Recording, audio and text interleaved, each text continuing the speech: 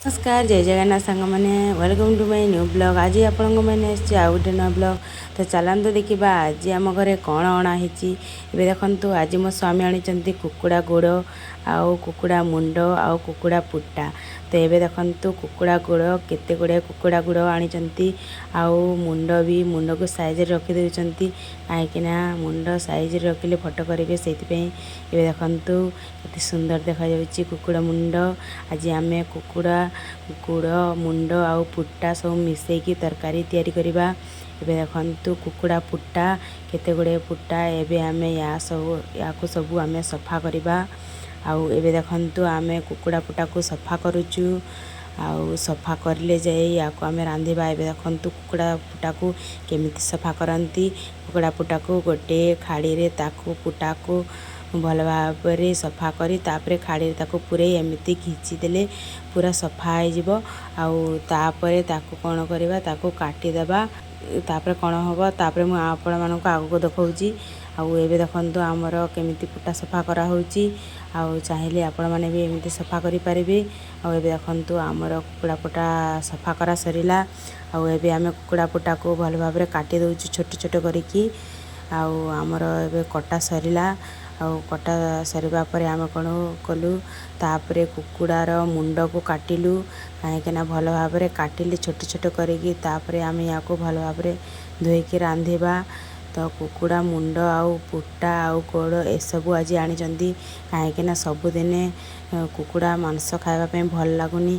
तो आज भाविलु किछि नुआ खाइबु से आज स्वामी ये सब जिनिस आनी घर को।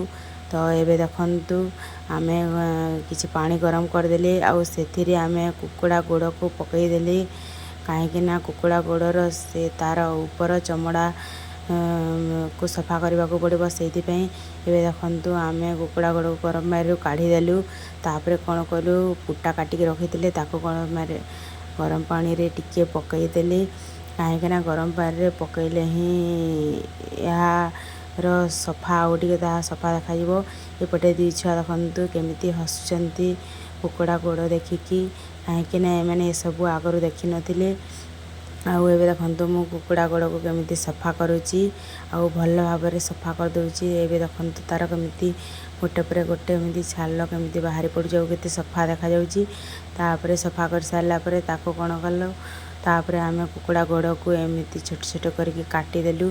तार नख काटी देलु प्रथमे तापरे तार आंगुठी काटी देलु। आउ ए सब काटिकी छोट छोट पीस कर देलु कहीं एमिति भी छोट पीस करके रांधिले बहुत बढ़िया लगी थाए। आउ एबे देखंतु ताकू मु भल भाव धोई दउची। ए मो बारीपट को आसी धोइबा पई। तो बहुत अंधार हो आउ राति भी हो गलानी।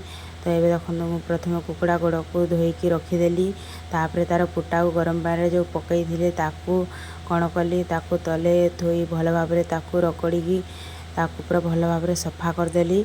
और एबे सफा कर सारला परे ताकू गोटे थाली रे ताकू एमिति बाहर करदेली।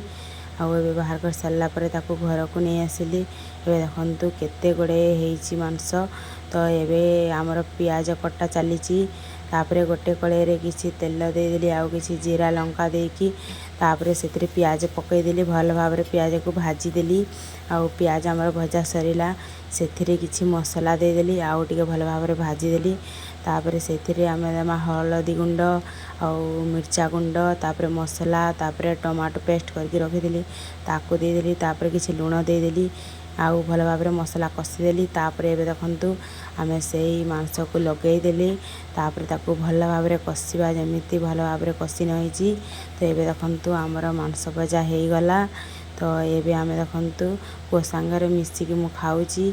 आउ ये कण को पई खाऊ नाहंती काहे कि ना जानि चंदी काहे कि ना ये वीडियो कर चंदी वीडियो करि सारले खाइबी सारला परे आमे सोइबा पई चाली गलु।